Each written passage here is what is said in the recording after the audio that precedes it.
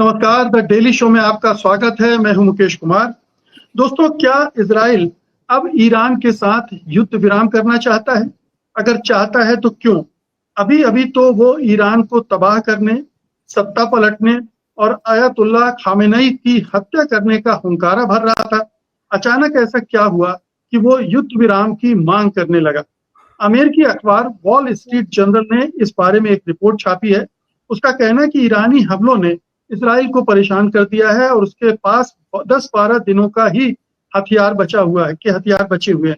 इसके अलावा ईरानी मिसाइलें जमकर तबाही मचा रही हैं और उसके नागरिक बड़ी तादाद में घायल भी हो रहे हैं।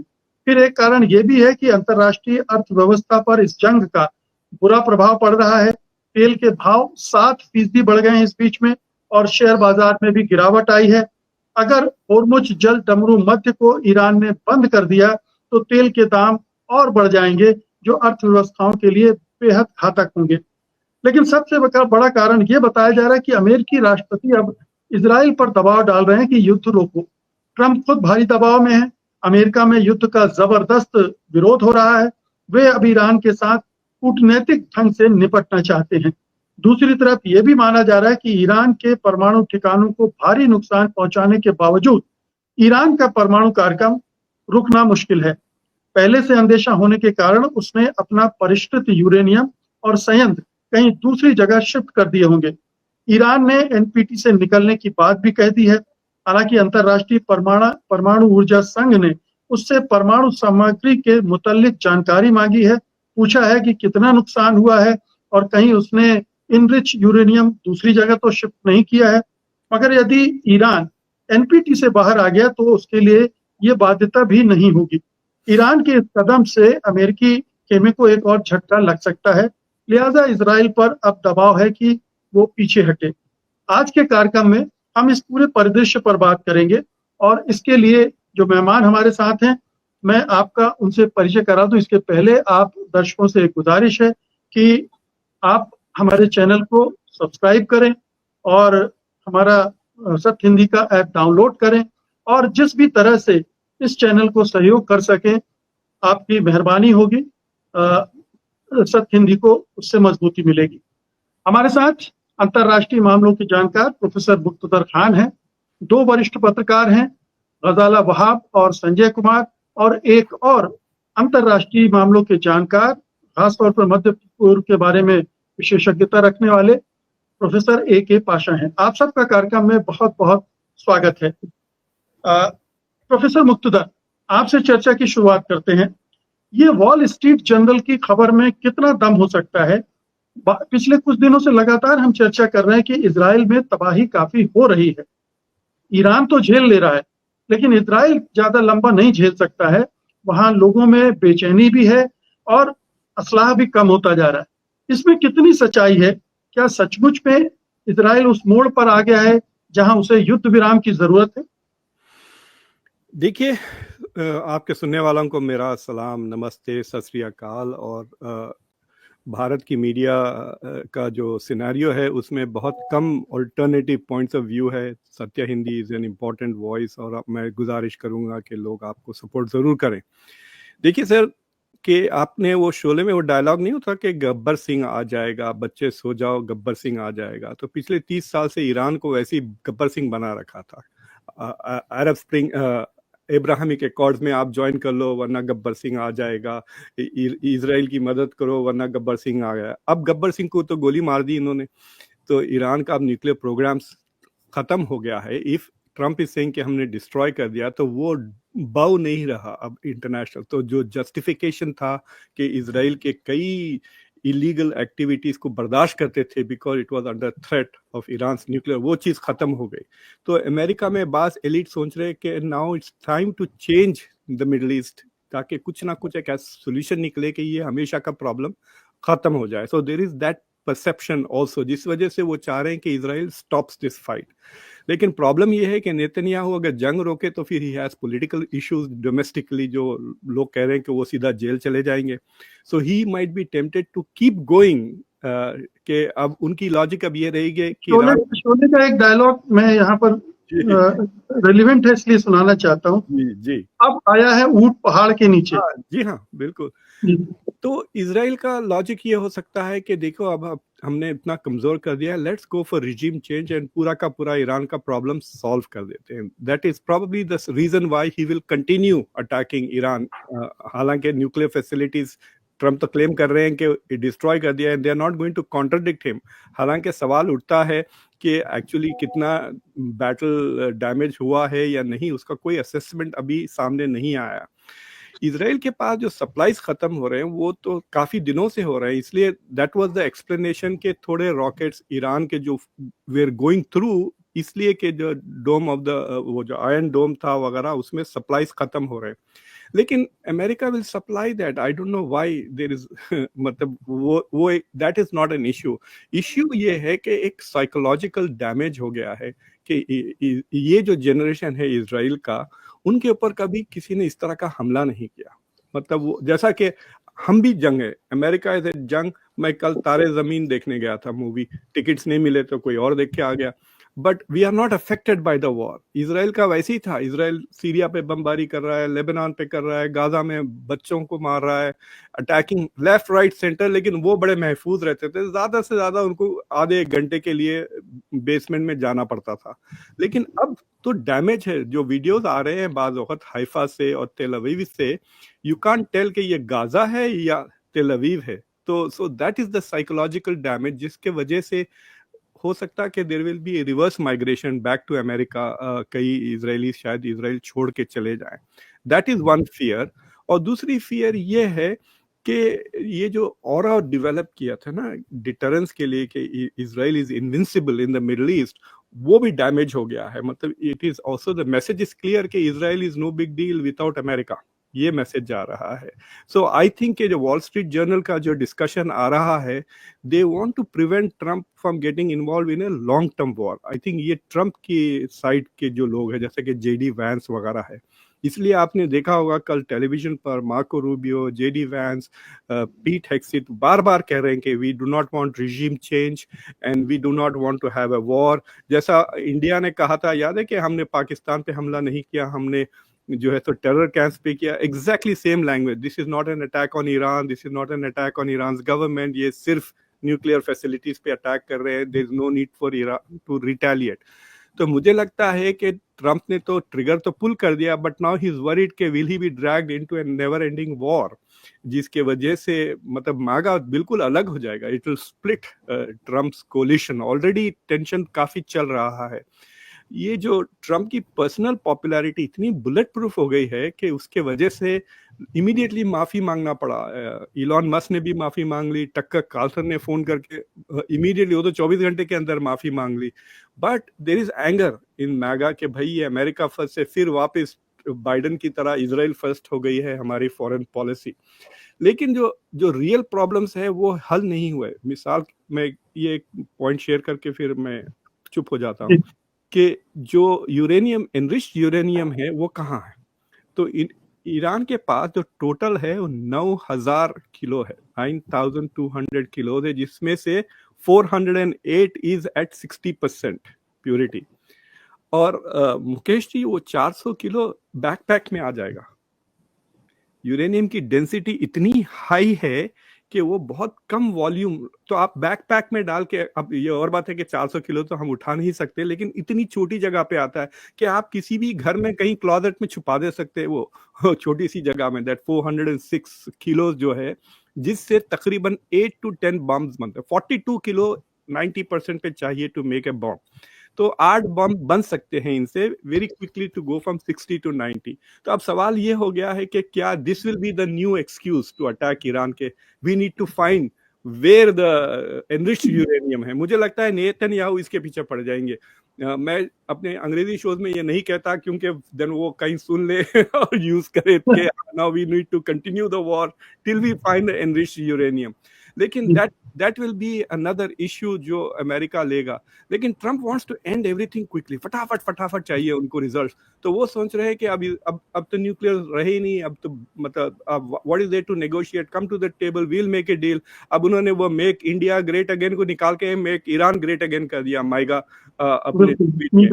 सो या तो अब वो चल रहा है, and I think the debate is going on और क्योंकि ये इजराइल है, the debate is very subtle, मतलब खुल के आप नहीं बात कर सकते। जैसा कि मिसाल के तौर पे अगर आपको यहूदियों को क्रिटिसाइज करना है अमेरिका में, आप करें तो खत्म हो जाओगे, immediately you will be gone. In fact ये सेंटेंस अगर मैं इंग्लिश में कहा तो भी मैं करियर खत्म हो जाएगा। So how do you do it? आप मीडिया को क्रिटिसाइज करें, हॉलीवुड को क्रिटिसाइज करें, देन पीपल गेट इट कि आप किसको क्रिटिसाइज कर रहे हो। So everything has to be done in a very subtle way. तो वो वॉल स्ट्रीट जर्नल का जो ओपिनियन पीस है, it is very subtle. It is saying कि you are moving away from America first, ये खत्म करें cease fire, and the signal is कि डू नॉट रिप्लेनिश इजराइल के वेपन्स ताकि वो कंटिन्यू करते रहे war. But that will be the real test कि अगर ट्रम्प भिजाते हैं नहीं, क्योंकि वो 10 घंटे की फ्लाइट है, दैट कैन बी फिक्स्ड। बिल्कुल।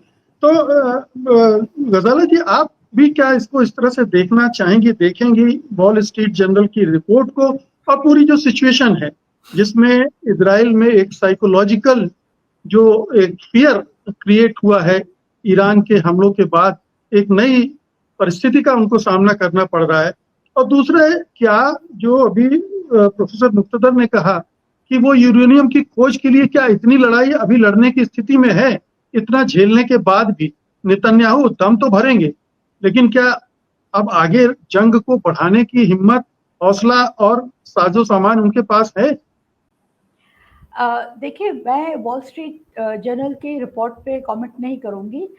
मैं आपका ध्यान फॉर्मर रशियन प्राइम मिनिस्टर रह चुके हैं डिमित्री मेदवेदेव, उनकी सीरीज ऑफ ट्वीट्स की तरफ आपका ध्यान आकर्षित करना चाहती हूँ, जो उन्होंने कल किए हैं।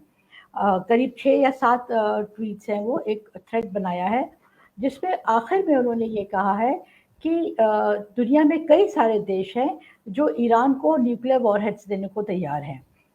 अब ये कई सारे देश कौन से हैं? अमेरिका तो हो नहीं सकता है, वेस्टर्न यूरोप हो नहीं सकता है, तो वो बात साफ है कि वो रशिया, नॉर्थ कोरिया, चाइना या पाकिस्तान की ही बात हो सकती है। नॉर्थ कोरिया जी, मतलब इन्हीं की बात है या जो भी है इनमें से। तो अब ये अगर ईरान जिसने धमकी दी है उसने आईएआई से तो कोऑपरेशन करना बंद कर दिया, आज अनाउंस कर दिया कि वो आईएआई के साथ अब कोऑपरेट नहीं करेंगे। उन्होंने ये भी धमकी दी है कि वो एनपीटी छोड़ देंगे। जब वो एनपीटी छोड़ देंगे तो वो क्लैंडस्टाइन, मतलब ढके छुपे तरीके से न्यूक्लियर कैपेबिलिटी अपनी डेवलप कर सकते हैं। मेरे ख्याल से एक रिपोर्ट कुछ दिन पहले ये भी आई थी कि रशियन प्रेसिडेंट पुतिन की डोनाल्ड ट्रंप से बात हुई थी, जब प्रेसिडेंट पुतिन बार बार उनको फ़ोन पे बात कर रहे थे और कह रहे थे कि इस बात को हम इजराइल के अटैक के बाद से वो बात कर रहे थे और सीज फायर की और पीस टॉक्स की बात कर रहे थे कि वापस न्यूक्लियर डील पे जो बात हो रही थी वो दोबारा शुरू करनी चाहिए। तो कई रिपोर्ट्स में ये भी आया है कि वो उन बातों के साथ साथ वो ये भी बात कर रहे थे कि अमेरिका जो है वो यूक्रेन से पीछे हट जाए और रशिया जो है वो ईरान के मामले में चुप हो जाएगा। अब ये बात सामने आ गई है कि ये गलत खबर थी। ये खबर खुद रशिया ने फैलाई थी या खबर कहाँ से आई थी पता नहीं, पर ये खबर कुछ दिन पहले काफ़ी चर्चा में थी कि रशियन प्रेसिडेंट पुतिन ने ऑलरेडी अमेरिका के साथ डील कर ली है, इसलिए वो चुप बैठा है। मगर अब ईरानी फॉरेन मिनिस्टर पुतिन को मिले भी हैं और उन्होंने बहुत स्ट्रांगली इस बात को कंडेम किया है।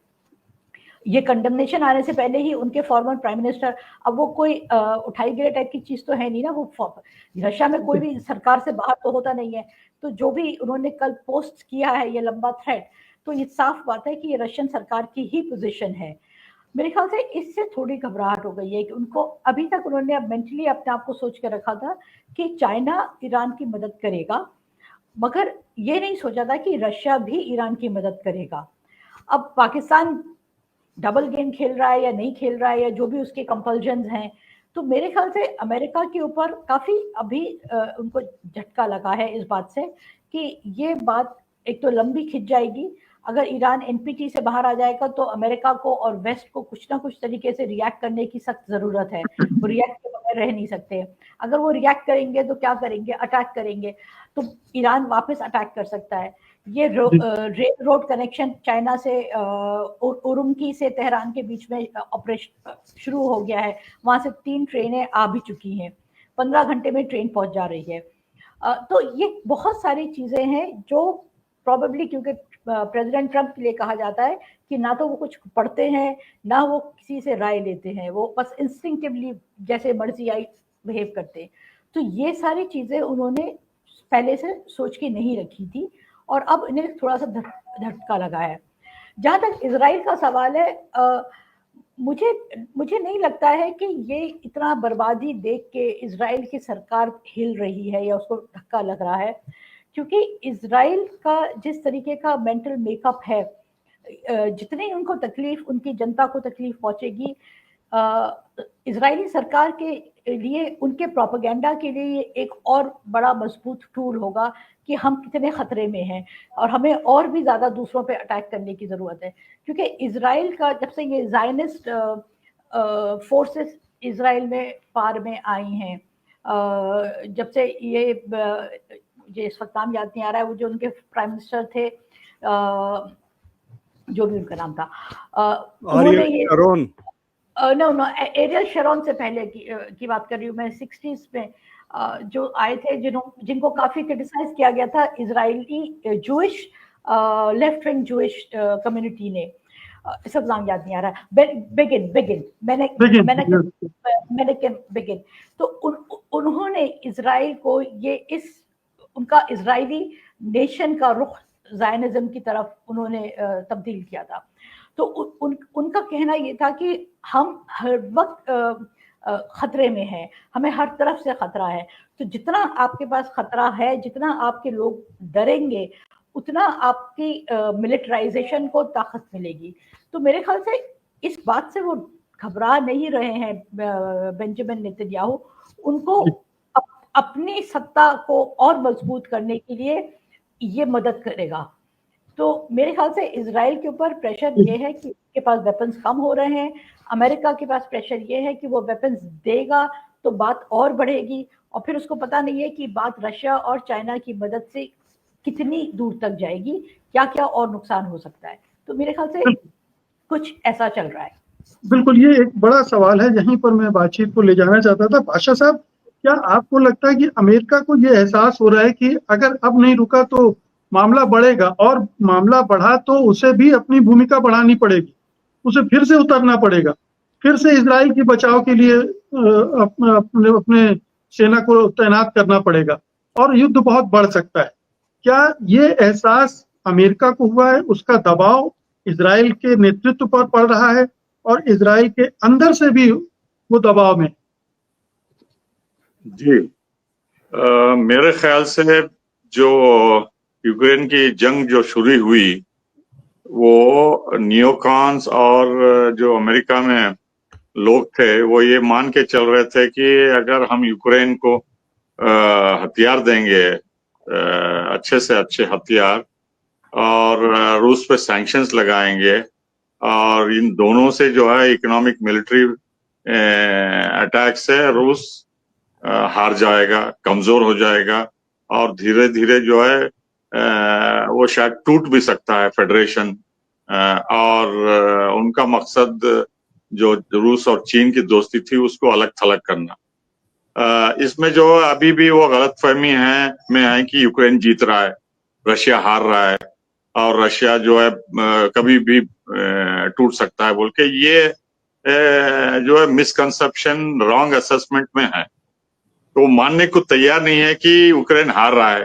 उनकी फौज जो है इतना बड़ा इलाका रूस के कब्जे में जाने दिया क्योंकि वो निकम्मे हैं, और पूरे नाटो देश जो है यूक्रेन को हथियार देते रहे, और रूस जो है अपना प्रोडक्शन डबल ट्रिपल कर दिया है और मुंहतोड़ यूक्रेन को, पूरे नाटो को जवाब दे रहा है, और पूरा तेल जो है वो बेच रहा है, चाहे चीन को हो या भारत को या जो भी देश। तो उसके पास फॉरेन एक्सचेंज के जखीरा कम नहीं है, और इकोनॉमिकली वो इतना खराब हालत में नहीं है कि जितना अमेरिका वाले सोचते थे। यही सिनारियो आप इजराइल के और अमेरिका के नजरिए से देखिए। अमेरिका में जो है डीप स्टेट जो CIA है और नियोकॉन्स हैं और वॉल स्ट्रीट है और एपेक जूइश लॉबी है, उसके अलावा छोटे मोटे हैं। तो ये डीप स्टेट का भी मानना ये था कि हम इजराइल को सपोर्ट करके, इजराइल के जरिए हम गाजा में जंग छेड़ेंगे तवील अरसे तक, उसके बाद हिजबुल्लाह को कमजोर करेंगे, उसके बाद हुतियों को बमबारी करके उनको नष्ट कर देंगे, और उसके बाद बशर अल असद को अरब स्प्रिंग से जो सिविल वॉर चल रही है उसके जरिए हटा देंगे, तख्ता पलट देंगे। तो ये 4 उनके एम्बिशंस थे, वो जो कि कुछ हद तक कामयाब हुए। अमेरिका हथियार दे के ये मान के चल रहा है कि नेतन्याहू ने बहुत अच्छा काम किया, हमास को खदेड़ दिए और वगैरह, जो कि गलत था, और हिजबुल्लाह को भी कमजोर कर दिए कि अब वो चुपचाप हो गए, कुछ बात नहीं कर रहे। हुतियों पे भी बमबारी लगातार Israel, America, Britain, France, Germany, NATO सब ने किया, कुछ नहीं हुआ वहां। तो वो गलतफहमी में थे इजराइल और अमेरिका और डीप स्टेट कि हम ये सब बड़ी बड़ी कार्रवाई में इजराइल के जरिए जो है ईरान के एक्सिस ऑफ रेजिस्टेंस को कमजोर कर दिए हैं या तहस नहस कर दिए हैं। अब ये इनका दम तोड़ देंगे। तो और ईरान का जो है मनोबल कमजोर हो गया है बशर अल असद को हटाने के बाद हुतियों पे और हमास कह रहा है। लेकिन उनका जो मकसद था न्यूक्लियर फैसिलिटीज पे अटैक करने का, जो कि नेतन्याहू 25 साल से ख्वाब देख रहा है, वो कहता आ रहा है कि 1 साल में, 6 महीने में, 2 महीने में, 8 दिन में न्यूक्लियर बम बना लेगा, जो कि सब गलत था और गुमराह करने के लिए था। असल मकसद जो है उसका रेजिम चेंज का था, जो कि अमेरिका भी इसमें शामिल है साजिश में। तो ये इजराइल जो है बमबारी करके ठिकानों पे, न्यूक्लियर ठिकानों पे और मिलिट्री प्रोडक्शन सेंटर्स में हमला करके वो संतुष्ट हो गया कि हमने बड़ा कारनामा अचीव कर लिया, हमने ईरान के न्यूक्लियर फैसिलिटीज को खत्म कर दिया और बैलिस्टिक क्रूज मिसाइल्स के प्रोडक्शन सेंटर को, जो कि आधे फेक थे, ईरान जानता था कि ये सब डकाए रखना चाहिए ताकि वो बमबारी करके खुश हो जाए, तो वो हो नहीं पाया। और वो ये भी समझते थे कि ये बमबारी से और सैंक्शन से पहले ही ईरानी बहुत उनका मनोबल कमजोर है और इसको जो है लोग जो है आयतुल्ला गवर्नमेंट के खिलाफ सड़कों पे आ जाएंगे, तो वही इंटरनल रेबेलियन होगी, तख्ता पलट देंगे, जैसा वो सोच रहे थे सीरिया में। तो वो हो नहीं पाया। उसके बरक्स जो है ईरानी अपने मिसाइल हाइपरसोनिक या क्रूज या बैलिस्टिक जो भी है वो लगातार दाग रहे हैं 11 दिन से। और जो बर्बादी इजराइल में हुई है, चाहे वो मोसाद हेडक्वार्टर, वेजमैन इंस्टीट्यूट या हाइफा रिफाइनरी या अशदाद पोर्ट और डिफेंस मिनिस्ट्री, फाइनेंस मिनिस्ट्री, बिरशिबा में डिमोना रिएक्टर के करीब, गलीली में, आप चुन चुन के मार रहे हैं, इतनी एक्यूरेसी से मार रहे हैं ईरान कि ये कभी ईरानी और अमेरिका, इजरायली और अमेरिका ख्वाब में भी नहीं सोचते थे कि ये फर्स्ट रेट इंटेलिजेंस ये ईरान के पास पहुंची कैसे, ये कौन लोग मदद कर रहे हैं। मैं इसका ये 1-2 मिनट में खत्म करूंगा, आपका सवाल बहुत महत्वपूर्ण है। तो ये जो कार्रवाई ईरान कर रहा है उनको हिला के रख दिया है और डर खौफ में है कि हम इतने ताकतवर देश थे, इनविंसिबल थे, तो हमको इतना पानी पिला रहे हैं कि हमें 10 दिन 12 दिन से जो है शेल्टर्स में पनाह लेना पड़ रहा है। हालांकि वो पहले भी 20 महीनों से हुतियों के हमले में, हिजबुल्लाह के हमले में कुछ लंच और डिनर के बीच में जाते थे और वापस सुरक्षित अपने बच्चों को स्कूल को, ऑफिस में नॉर्मल निजाम चलने की कोशिश कर रहे थे। लेकिन ये अब लेने के देने हो गया है। ईरान के पास इतनी ताकत है कि वो अंडर एस्टिमेट कर लिए कि फतह 1 और उनके जो क्रूज मिसाइल्स हाइपरसोनिक हैं वो इतनी तेजी से तय करते हैं कि 6-7 मिनट में जो है उनका आयरन डोम क्रैश हो गया। हालांकि अमेरिका पैट्रियट मिसाइल से इराक में और सीरिया में और खाड़ी के देशों में प्रोटेक्ट कर रहा है। 80% मिसाइल ईरान के मार गिरा रहे हैं अमेरिका इन खाड़ी के देशों के अड्डों में। जॉर्डन और Iron Domes, David Sling, Patriot वगैरह, इन सब को पार करते हुए 18-20% जो मिसाइल जो ईरान के जो जा रहे हैं उससे तबाही मच गई है इजराइल में। तो दूसरे तरफ जो प्रोफेसर मुख्तदार आलम से आपने क्वेश्चन पूछा, देखिए 20 महीनों में इजरायली फौज, रिजर्व फौज जो है 10 से 12 बार गई है गाजा को फतह करने में, हमास को खदेड़ने में। उनके कितने सोल्जर्स मारे अनगिनत हैं, 50,000 से ज्यादा जख्मी हैं और रेबेलियन हो गई है ये आर्मी में, इजरायली IDF में। लोग परेशान है कि हमें क्यों बार बार भेजा जा रहा है, वहाँ माँ बाप परेशान है कि किस मकसद से वहाँ भेजा जा रहा है, जबकि 20 महीनों से हमास का कुछ बिगाड़े नहीं, बंधकों को भी रिलीज नहीं किया। दूसरी बात यह है कि जो लोग रिजर्व हैं 3 लाख से ज्यादा आर्मी में, तो वो इजरायली इकोनॉमी में काम करते थे, चाहे वो टीचर हो या ड्राइवर हो या दूसरे कामों में। तो इकोनॉमी में बहुत असर हुआ है और प्रोडक्शन कम हुआ है, और एक्सेप्ट आर्म्स इंडस्ट्री के बाकी के सब शोबों में एक्सपोर्ट ठप हो गया है। और हर दिन आयरन डोम और पैट्रिक मिसाइल से उनको $300 मिलियन का खर्चा उठाना पड़ रहा है। इतने बड़े पैमाने पे जो उन्होंने गाजा में बमबारी की, अब दिन रात जो अंधाधुंध मिसाइल एयर डिफेंस उनके जो काम कर रहे हैं, इन 20,000 एंटी एयरक्राफ्ट मिसाइल ज़ेलेंस्की को देने वाले थे, वो पूरे इजराइल को दिए हैं। तो मतलब इतने हजारों के मिसाइल ये फायर करते आ रहे हैं, लेकिन ईरान ने अपना एयर कॉरिडोर बना के, जैसा दिल्ली से तेल अवीव एयर इंडिया के फ्लाइट जाती है, तो 4-5 देशों के एयर कॉरिडोर बना के परमिशन लेके जाते हैं, ना इधर जा सकते 5 मीटर, ना उधर जा सकते। उस तरह से ईरान अपना एयर कॉरिडोर बना दिया है और मल्टीपल वारहेड्स एक मिसाइल में है। जब इजराइल के एयर स्पेस में जाता है तो 4 किलोमीटर से पहले जो है, जो एक मिसाइल है वो 25 हो जाते हैं, 25 डिफरेंट डायरेक्शन में, और ये आयरन डोम जो है कंफ्यूज हो जाता है, वो मार गिरा नहीं सकता। तो इतने बड़े पैमाने पे मिसाइल दाग रहे हैं, जो 20% जो इतने एयर डिफेंस में क्रॉस करके जा रहे हैं। तो इजराइल जो है अब इतना बेबस हो गया है, इतना मजबूर हो गया कि जो उनका मकसद था न्यूक्लियर फैसिलिटीज की, वो भी अंडरग्राउंड महफूज हैं ईरान के मुताबिक, और जो रेजिम चेंज एजेंडा था वो भी हो गया।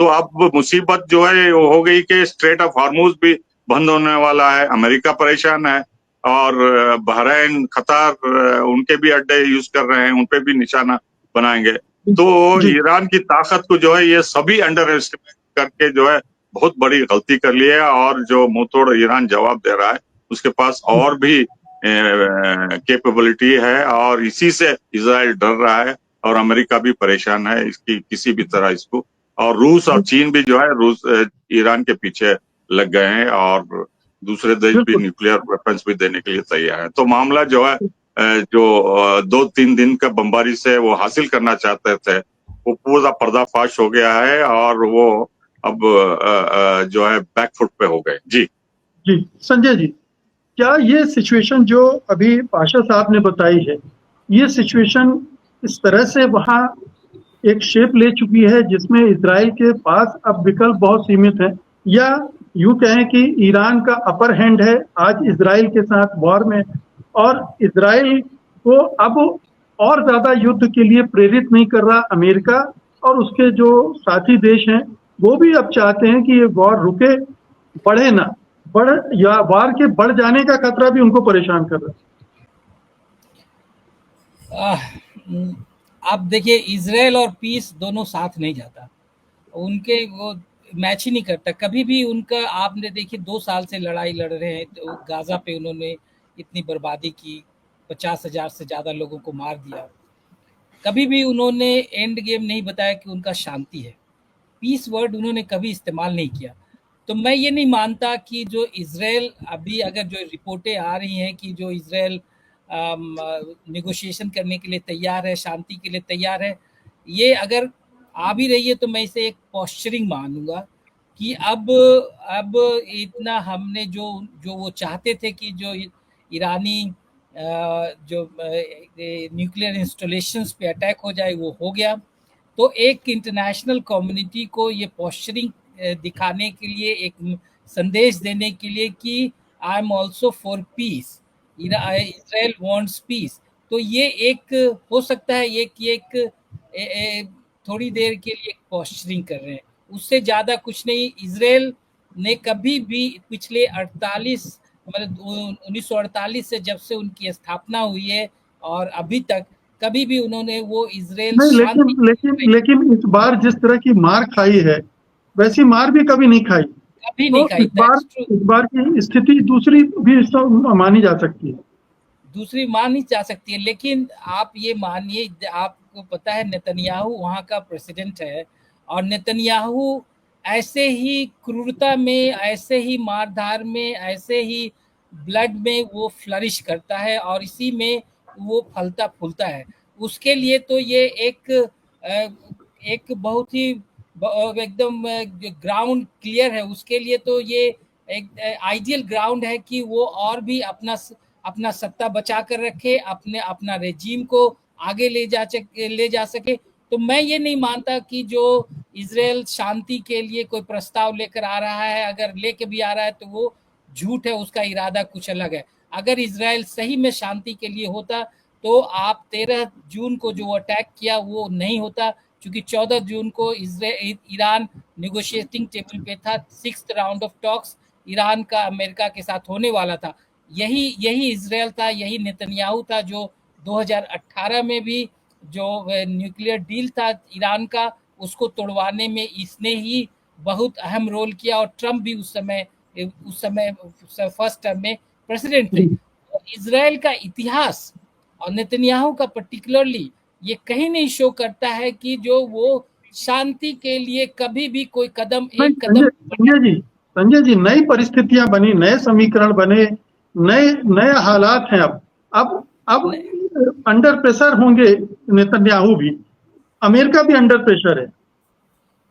अगर ये अंडर प्रेशर है तो अच्छी बात है, लेकिन अंडर प्रेशर नहीं है, वो पोस्चरिंग ही मैं कहूंगा, क्योंकि इन पे भरोसा करना मुश्किल काम है। ये इन लोग भरोसे लायक नहीं है, और अगर अमेरिका इन पे दबाव डाल ही रहा है तो अमेरिका सीधे ही बोल सकता है। और जो अमेरिका जिस ढंग की भाषा प्रेसिडेंट ट्रम्प बोल रहे हैं as a president of the United States कि हम रेजिम बदल देंगे, ये बदल देंगे, ये भाषा प्रेसिडेंट ऑफ यूनाइटेड स्टेट्स को शोभा नहीं देता। ये एक माफिया की भाषा है, एक डॉन की भाषा है। ये प्रेसिडेंट ऑफ यूनाइटेड स्टेट्स की भाषा नहीं हो सकती कि आप इस लहजे में बात करें, इस टोन में बात करें। और जो आप इंटरनेशनल जितने रूल्स रेगुलेशन यूनाइटेड नेशंस सबकी धज्जियां उड़ाकर आपने आज अमेरिका की स्थिति ये हो गई कि आज अमेरिका अगर यूनाइटेड स्टेट्स ये आयतुल्ला के सामने प्रेसिडेंट झुक के भी बोले कि हम आपसे बातचीत करने के लिए तैयार हैं, तो आयतुल्ला बातचीत कर लिए, उस पर भरोसा नहीं करेंगे कि वे यही प्रेसिडेंट है जो 2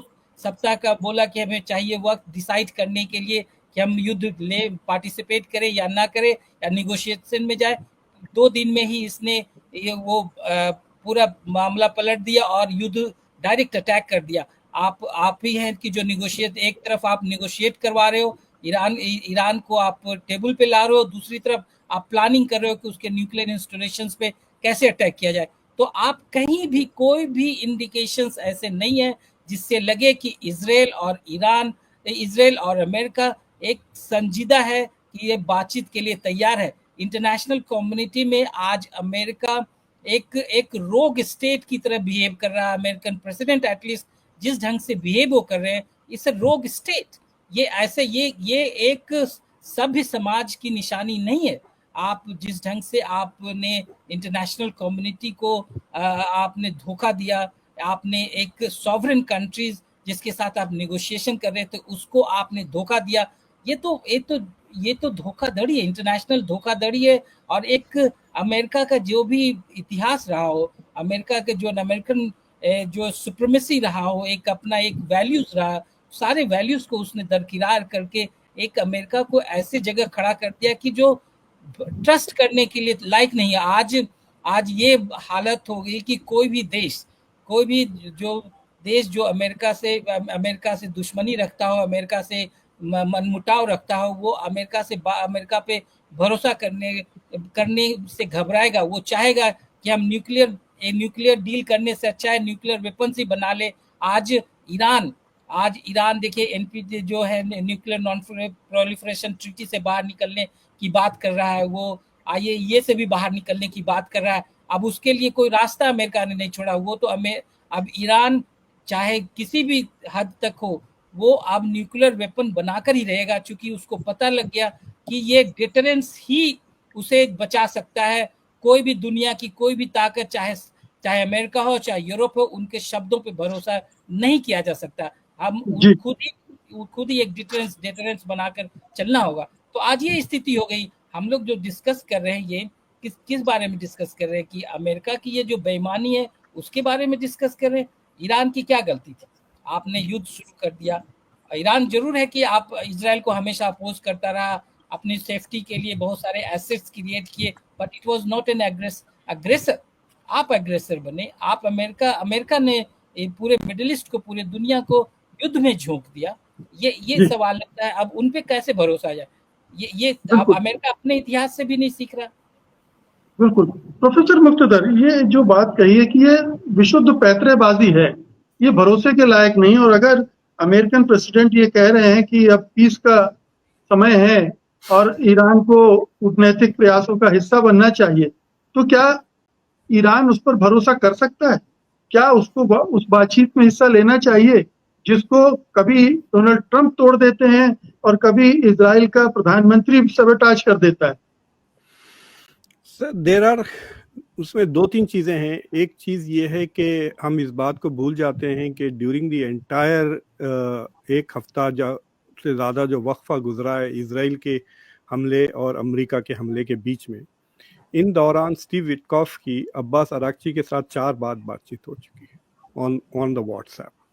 वो यूरोप जाने से पहले और यूरोप जाने के बाद। जब वो यूरोप गए तो मतलब जो ऑफिशियल स्टेटमेंट्स है तो उससे तो मुझे लग रहा था कि it was a wasted trip. अगर आपको नेगोशिएट नहीं करना था तो आप गए ही क्यों थे? यू कुड हैव सेड कि जब तक बमबारी चल रही है मैं नहीं आता।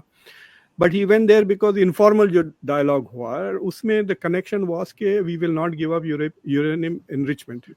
तो डोनाल्ड ट्रंप को जो मैसेज मिली फ्रॉम फ्रांस वगैरह के Iran has not changed anything, उसकी पोजीशन बदली नहीं।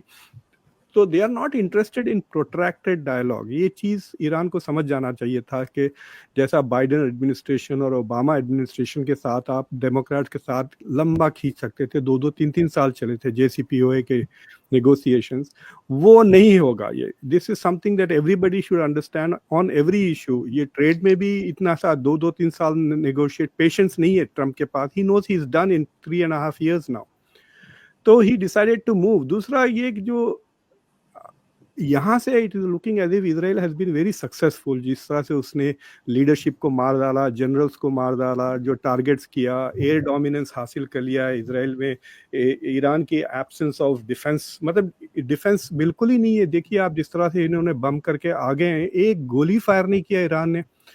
सो people here are thinking कि ये बहुत कमज़ोर हो गया है Iran, and this is and Iran has been a headache। ये Iran was not an aggressor, ये बात गलत है। ईरान का support to Hezbollah, creating Hamas के लिए सपोर्ट, हुतीस के लिए सपोर्ट वगैरह, this has been a source of headache for the West for a long time. तो ये कहना कि Iran is just innocent sitting there is not correct. उसने अपने नेबर्स को भी, सऊदी अरेबिया पे भी फायरिंग की है, रॉकेट्स और मिसाइल्स, उनके रिफाइनरीज को भी हिट की थी ईरान ने। So Iran was not as big a headache जितना अमेरिका बनाता है, क्योंकि इजराइल की दूसरी चीज़ें छुपाने के लिए, इजराइल के लिए मदद देने के लिए, जस्टिफाई करने के लिए they have made it a bigger threat than it is. But it is a threat जिसके वजह से सारे के सारे गल्फ के लोग डरे हुए हैं। मेरी एक बार कतर के फॉरेन मिनिस्टर से 1-on-1 मीटिंग हुई थी, तो उसमें वो मेरी बात से इतना चिढ़के ही से, डोंट यू अंडरस्टैंड 9 मिनट लगते हैं सिर्फ मिसाइल ईरान से यहाँ आने के लिए। 9 मिनट, मैं बिस्तर से उठे तक हमारा मुल्क तबाह हो जाएगा। That is how he try to explain to me. तो जब मुझे जो लिटरली डर जो ईरान का था गल्फ स्टेट्स में, वो नजर आया उनकी आंखों में। सो द पॉइंट इज के ईरान वॉज इरिटेशन, और ये there is a school of thought America में कि लेट्स फिनिश दिस प्रॉब्लम। लेकिन जो संजय जी कह रहे हैं वो भी सही है। जॉर्ज बुश ने कहा था axis of evil. Axis of evil में 3 मुल्क थे, ईरान, इराक और नॉर्थ कोरिया। नॉर्थ कोरिया के पास हथियार थे, उस पर कोई हमला नहीं हुआ। जिसके पास हथियार, न्यूक्लियर वेपन्स नहीं थे, उन्हीं मुल्कों को तबाह कर दिया गया, अटैक कर दिया गया। और दूसरी चीज ये है कि while there are lot of people in the world जो इस बात से इंटरेस्टेड है कि ईरान अमेरिका को रेजिस्ट करे, अमेरिका को खींचे जंग में, जैसा इराक के साथ हुआ, और अमेरिका को मतलब फाइनेंशियली ड्रेन करे, but it is a cost that Iran will also have to pay. और ईरान इस बड़ा मुल्क जरूर है आबादी में, लेकिन इकोनॉमी में जैसा मैं आपको कह रहा था पहले बार भी, it is less than $500 billion. इसकी इकोनॉमी इसराइल की इकोनॉमी से छोटी है, and it has been devastated by sanctions by many years. तो ईरान शुड बी केयरफुल कि वो दूसरे जो रिविजनिस्ट स्टेट्स है, चाइना और रशिया, उनका इंस्ट्रूमेंट ना बन जाए अमेरिका के खिलाफ।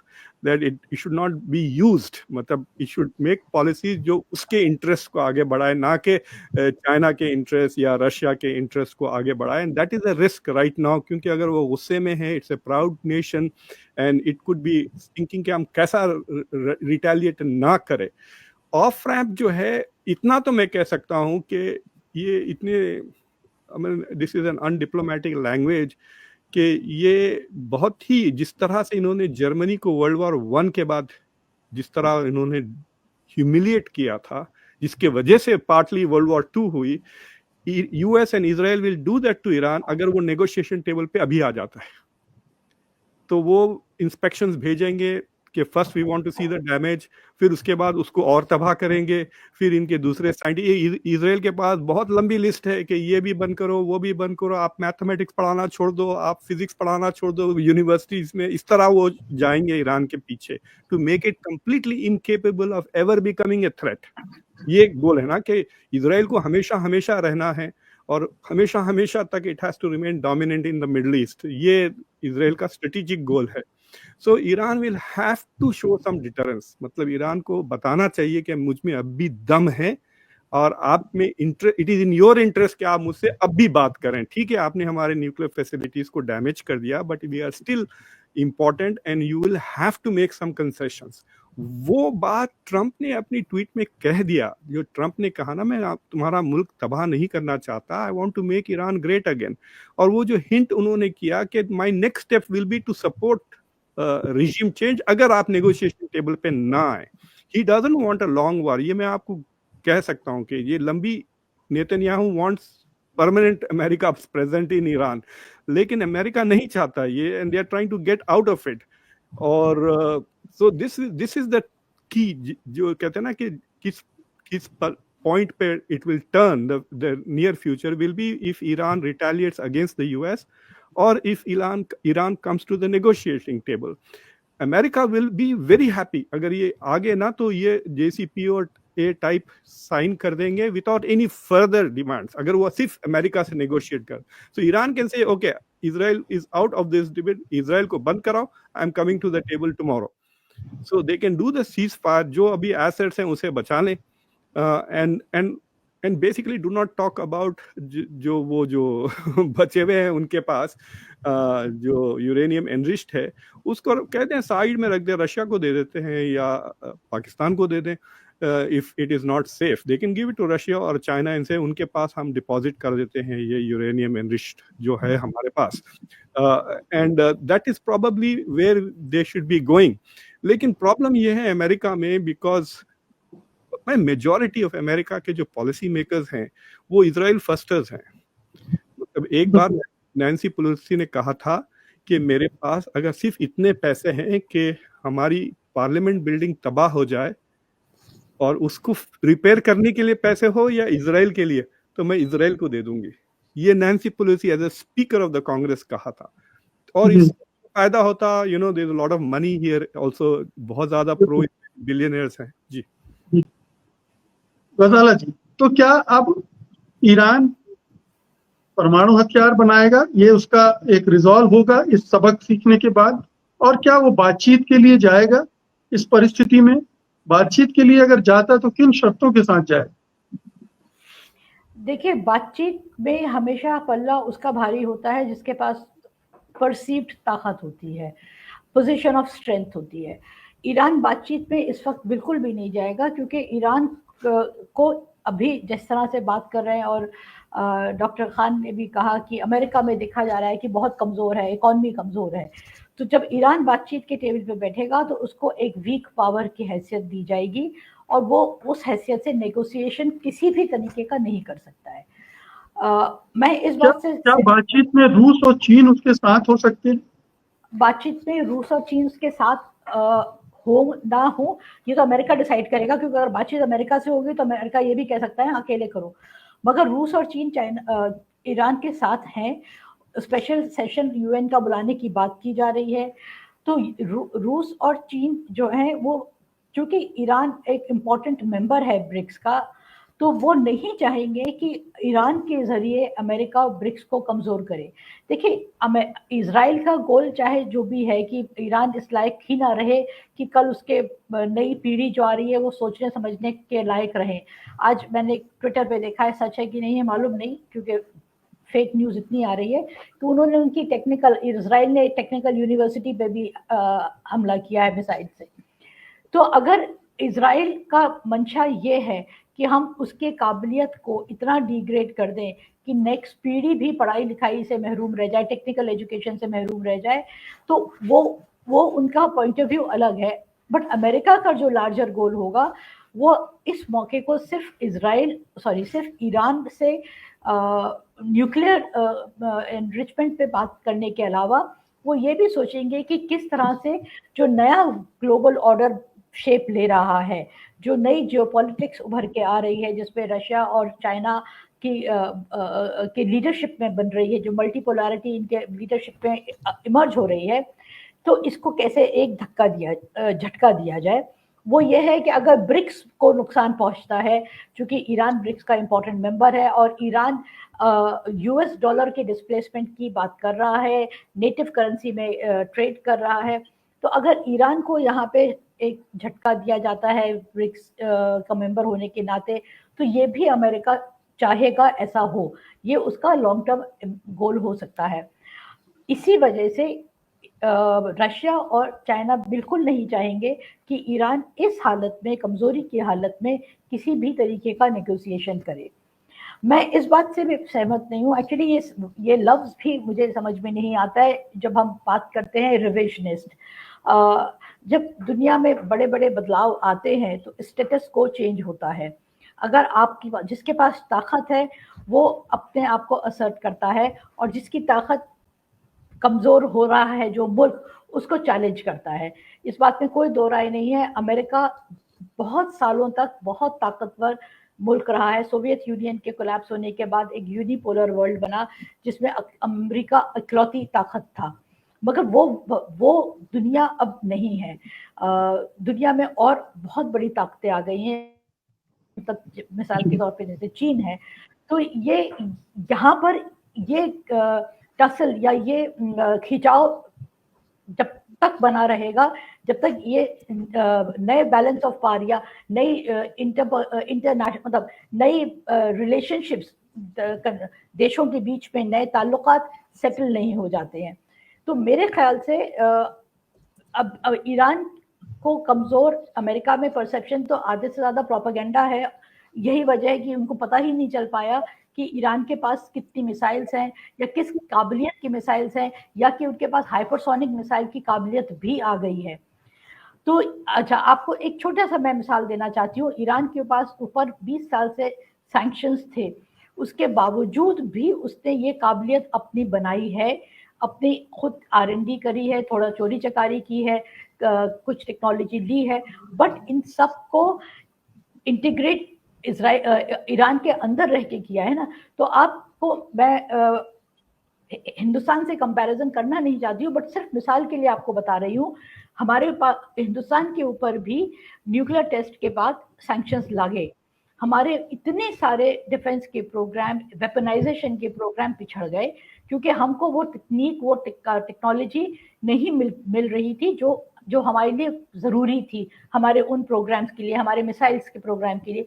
जिस वक्त रशिया ने हमारे साथ काफ़ी मदद की, हमें बहुत खुफिया तरीके से काफ़ी सारी स्पेशलाइज्ड टेक्नोलॉजी हमें काफ़ी दी।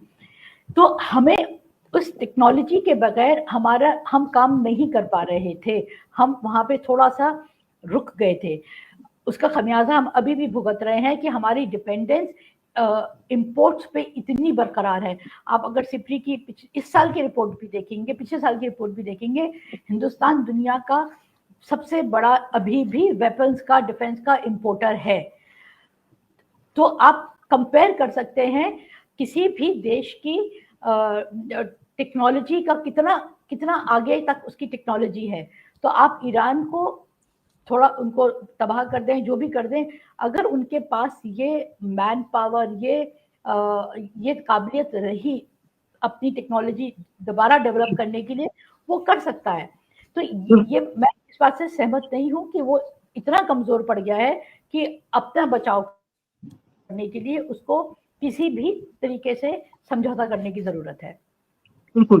तो क्या पाशा साहब ये भी हो सकता है, ईरान की तरफ से ये शर्त भी हो सकती है कि जो भी निगोशिएशन होना है वो बायलैटरल नहीं होगा, मल्टीलैटरल होगा, उसमें रूस भी बैठेगा, जैसे पहले जो एग्रीमेंट हुआ था जिसमें गारंटर थे ब्रिटेन, फ्रांस, रूस।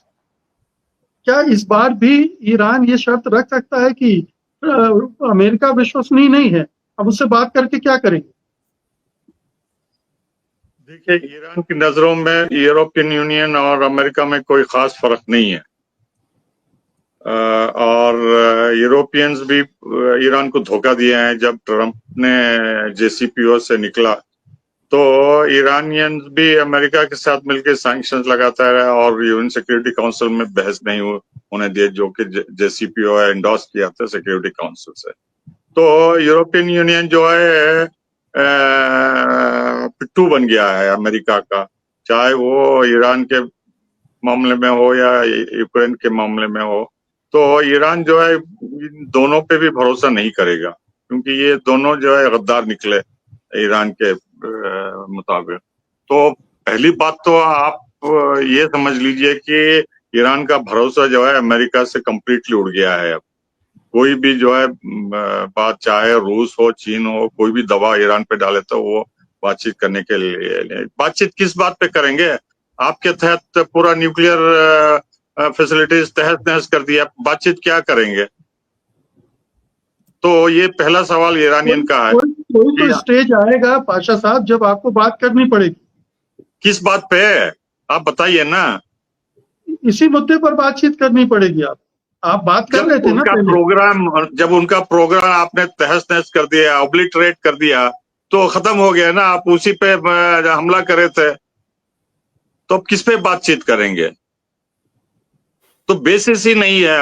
ईरान कहेगा कि आपके मुताबिक पूरा नतांस में, फर्दों में वगैरह, इस्फहान में सब खत्म कर दिया, अब जाइए आपका काम निपटा लिए, आप घर जाइए। आप किस पे बातचीत करें? हम IAEA को भी नोटिस दे दिया कि हम आपसे कोई ताल्लुक नहीं रखना चाहते हैं। अब NPT का भी मजलिस में डिस्कशन हो गया, वहां से भी बहुत जल्द निकलने वाले हैं। तो अब बातचीत किस पे करेंगे? क्या अमेरिका दबाव डालेगा कि आप बातचीत करिए? जबरदस्ती उनका गर्दन खींच के जिनीवा लाएगा या ओमान लाएगा या रोम लाएगा? किनको लाएगा वहां? क्या रूस ईरान को दबाव डाल के बातचीत करने के लिए लाएगा? कौन करेगा? किस पे भरोसा? अब जो भरोसा थोड़ा बहुत बचा था, जो ओमान में होने वाला था 5th राउंड में, तो इजराइल को ग्रीन लाइट देके अमेरिका धोखा दे दिया। और बाद में अमेरिका इजराइल हमले के बाद जो है अमेरिका ने 2 हफ्ते का टाइम दिया कि हम 2 हफ्ते के बाद ये रिव्यू करेंगे।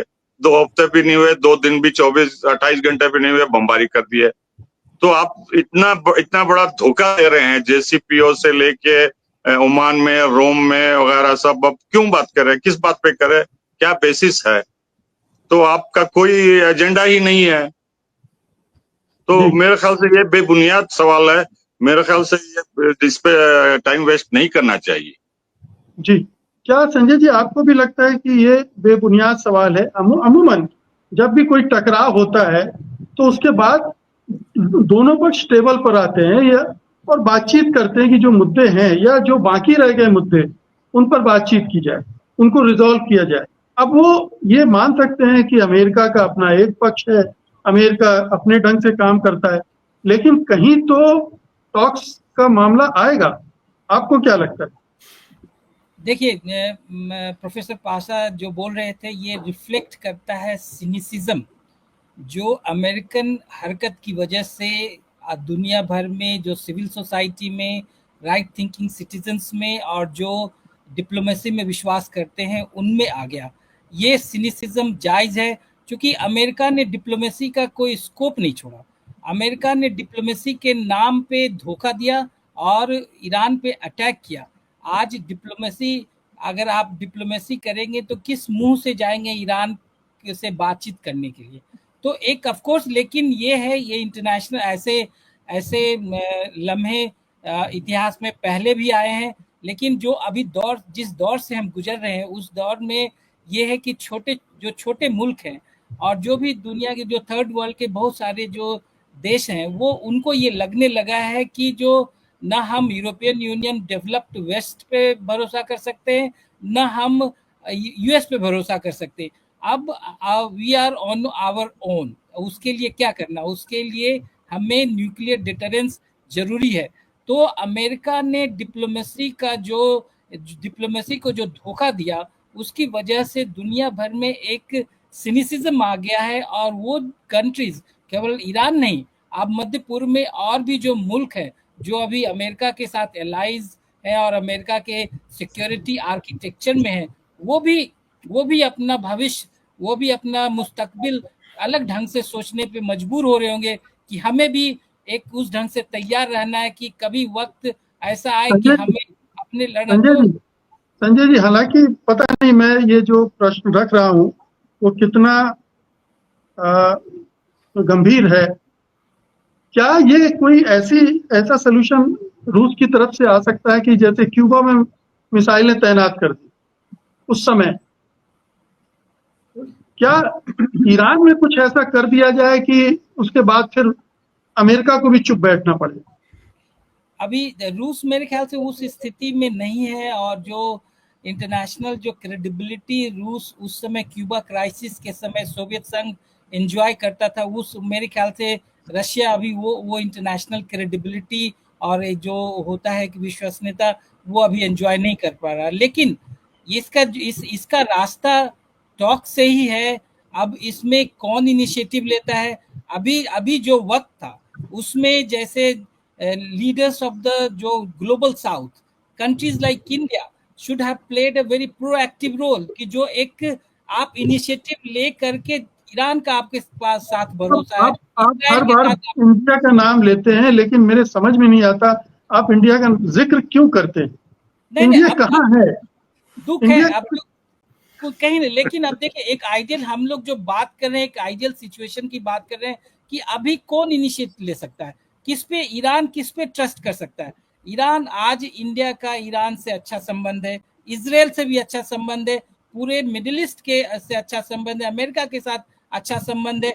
आज इंडिया इस आइडियल पोजीशन में था कि अगर वो एक सही डिसीजन लेता, सही एक प्रोएक्टिव रोल प्ले करता, तो एक इंटरवेंशनिस्ट रोल प्ले कर सकता था इस क्राइसिस में, जहां जो ग्लोबल क्राइसिस में। लेकिन अनफॉर्चुनेटली मेरे ख्याल से जो इनिशिएटिव आएंगे, जो मुझे लग रहा है वो आएंगे मिडिल ईस्ट से ही आएंगे। सऊदी अरेबिया वगैरह इनिशिएट कर सकते हैं, जो उस पे अब सऊदी अरेबिया ईरान में पुरानी जैसी दुश्मनी नहीं है, एक लेवल ऑफ ट्रस्ट है। और मेरे ख्याल से ऐसे ही कंट्रीज, चाइना वगैरह लीड ले सकते हैं और एक ऐसा रास्ता निकालेंगे जिसमें सेल्फ रिस्पेक्ट, ईरान का सेल्फ रिस्पेक्ट भी बचा रहे, उनका जो रेजिम है उनका सेल्फ रिस्पेक्ट भी बचा रहे, उनकी क्रेडिबिलिटी अपने लोगों में खत्म नहीं हो। अब चूंकि ये ईरान पे आप अटैक करके उनके लीडरशिप को चैलेंज कर दिया आपने, तो ये जरूरी है कि वो उसको बचा के रखना और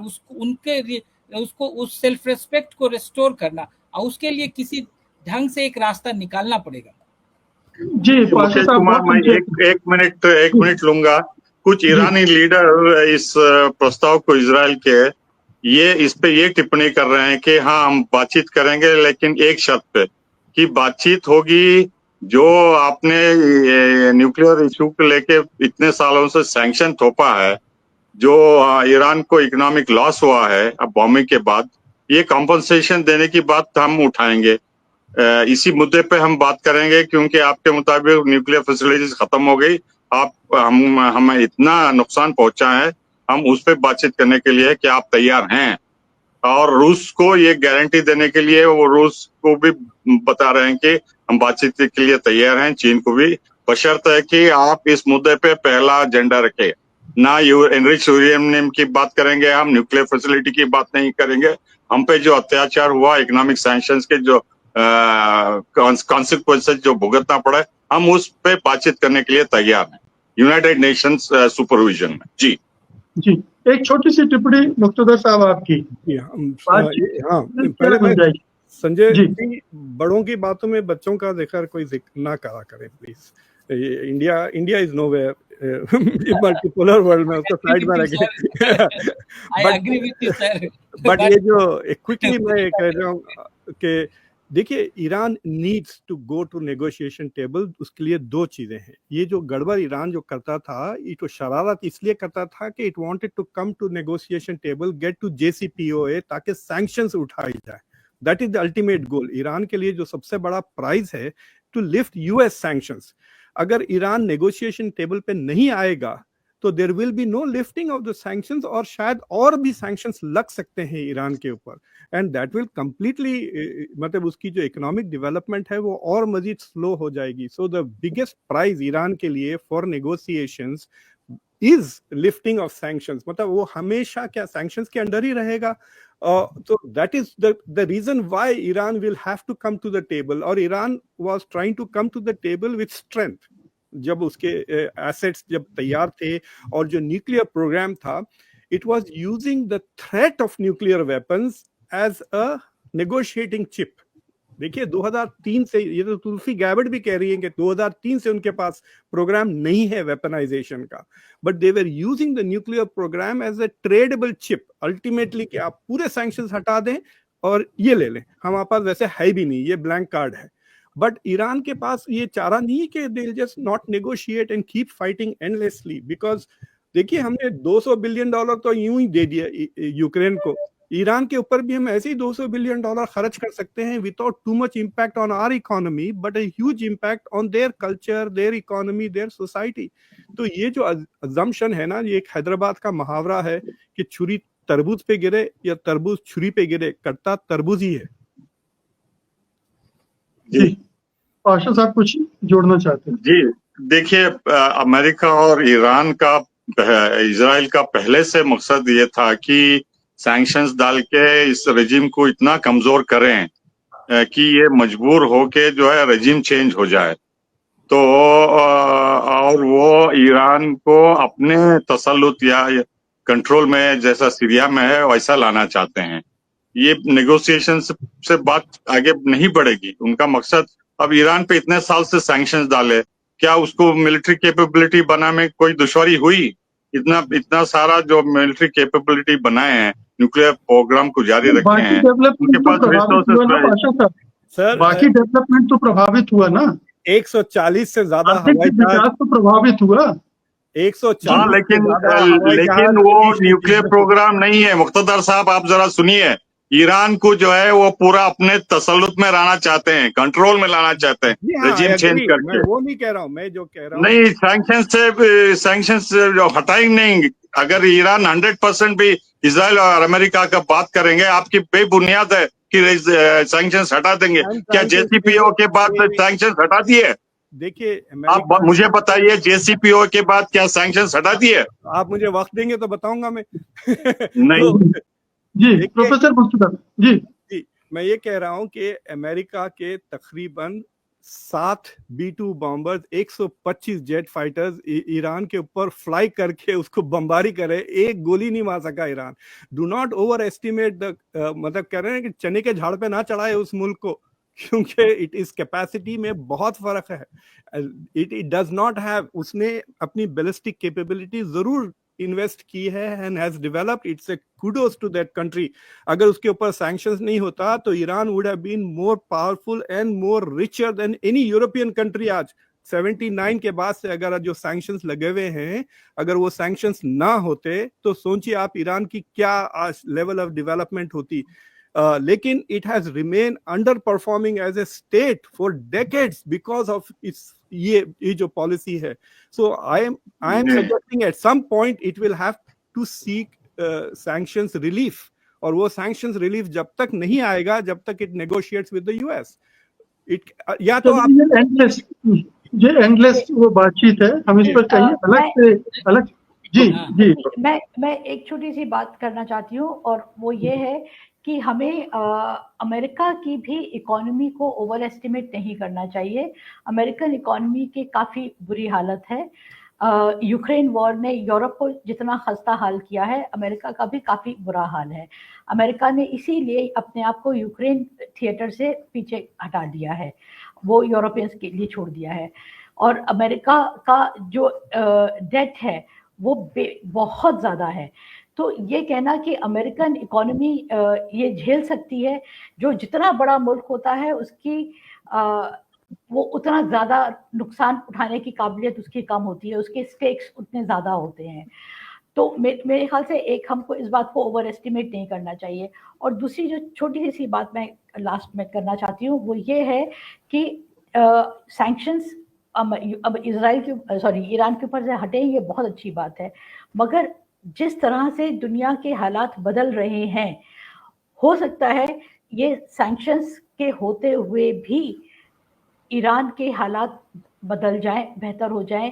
अगर उसका ये नया जो ब्लॉक इमर्ज हो रहा है, वो एससीओ का फुल फ्लेजेड मेंबर है, ब्रिक्स का फुल फ्लेजेड मेंबर है, अगर इस ब्लॉक में ट्रेड और ज़्यादा बढ़ता जाएगा, जो कि चल भी रहा है, तो काफ़ी हद तक ये हालात को वो टाइड ओवर, मतलब इनसे उभर सकता है।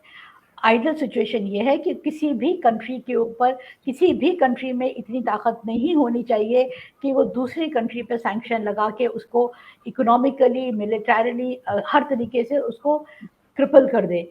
अगर किसी भी एक देश में इतनी काबिलियत है तो वो 100% दादागिरी करेगा पूरी दुनिया में। तो ये दादागिरी को अगर चैलेंज किया जा रहा है तो हमें तो इस बात से खुश होना चाहिए।